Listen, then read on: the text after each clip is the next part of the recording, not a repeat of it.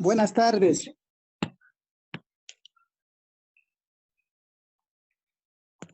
¿Me escuchan? Buenas tardes, asambleístas, le escuchamos.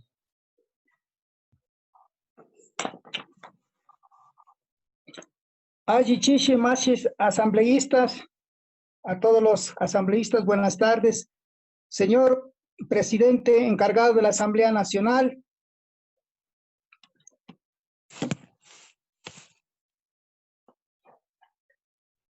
compañeros de la comunidad de San Pedro de Cañar, la Confederación de Pueblos y Organizaciones Indígenas y Campesinas del Ecuador, la MAMAFEI, organización a la que represento, en donde nacen y crecen figuras como Tránsito Amaguaña, la misma parte del movimiento indígena desde sus inicios en los años 20 del siglo pasado, ha tenido una posición con preferencia en los derechos de los más pobres y la defensa y la profundización de los derechos de los pueblos indígenas y las reivindicaciones de las naciones indígenas en razón de la defensa de ese Estado intercultural y plurinacional aprobado en la Constitución del 2008 y por la solidaridad con los hermanos comuneros de San Pedro de Cañar, quiero argumentar porque debemos amnistiar en esta ocasión. Amnistía, sostiene Jorge Zavala Vaquerizo, que es un acto general de una prerrogativa del poder legislativo de un Estado ejercitada con antelación o posterioridad a un proceso penal. Es como una suerte de gracia que el Estado ha instituido para lograr una reconciliación social entre las fuerzas tensionadas o lesionadas. De esta manera, el objetivo de la amnistía es borrar la comisión del delito, tanto en sus esferas formales como materiales. La amnistía realmente es el olvido que ejerce el Estado por motivos de carácter social y de política criminal de ciertas infracciones o delitos que deben ser derivados de hechos políticos y borra retroactivamente la condenación y la incriminación de acto objeto de la misma. La condena, si ha existido, se considera como no pronunciada y el delito desaparece con todos los efectos jurídicos. La amnistía se caracteriza de ser parte general del abstracto, es decir, que se concede este beneficio a todas las personas que intervienen en el delito que es el objeto de la amnistía y de conformidad con el artículo 1 de la resolución de la Asamblea Constituyente en la sesión número 027 efectuada el 14 de marzo del 2008, reunida en Montecristi, provincia de Manabí. Este órgano manifestó su voluntad suprema a través de instrumentos como los denominados mandatos constituyentes, cuya localización jerárquica son del mismo nivel en el órgano del que deviene. En ese sentido, si la Asamblea Constituyente del 2008 fue de plenos poderes, es fácil colegir que los mandatos constituyentes dictados por la Asamblea ocupan un lugar privilegiado en la jerarquía normativa ecuatoriana.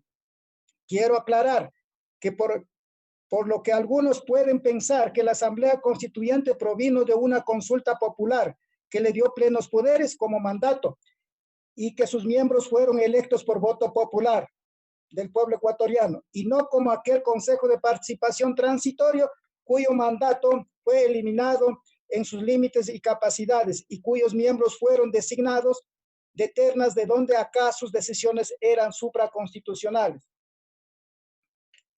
Pero regresemos a nuestro tema. El mandato de amnistía del 2008 exige el texto constitucional del artículo 120, numeral 13. Debe cumplir con dos requisitos fundamentales. El primero, haber sido procesados penalmente por los delitos enumerados en la consideración cuarta de la resolución que describe que algunas compañías con intereses en salirse con la suya y con el aval y permiso de sucesivos gobiernos se han valido de una gran verdad de delitos tipificados en el Código Penal para sindicar y castigar a líderes e integrantes de las comunidades que se han ejercido el derecho de resistencia, como es el caso actual. Y segundo, esos delitos se hayan cometido dentro de los casos enumerados en el artículo 2 de la resolución referida anteriormente, que concede amnistía para todos los procesos penales. de los delitos enlistados, entre otros, del secuestro o plagio, de acuerdo al artículo 188. Y considerando el artículo 57, numeral 9 y 10, y el artículo 171 referentes a los derechos colectivos reconocidos por el Estado, y particular mención se hace al derecho de las comunidades y pueblos indígenas a ejercer sus derechos de la justicia indígena. Que el Ecuador es suscriptor y ha conocido la Carta de la Organización de las Naciones Unidas, la Declaración de los Derechos Humanos, el Convenio 169 de la OIT y la Convención Americana sobre los Derechos Humanos. Que existen elementos que evidencian que las autoridades indígenas de San Pedro de Cañar fueron judicializados bajo los tipos penales de secuestro, secuestro extorsivo y daño a bien ajeno por la aplicación de la justicia indígena, desde el enfoque de las teorías subjetivas, mismas que analizan no el tipo penal, sino el móvil o las intenciones del infractor.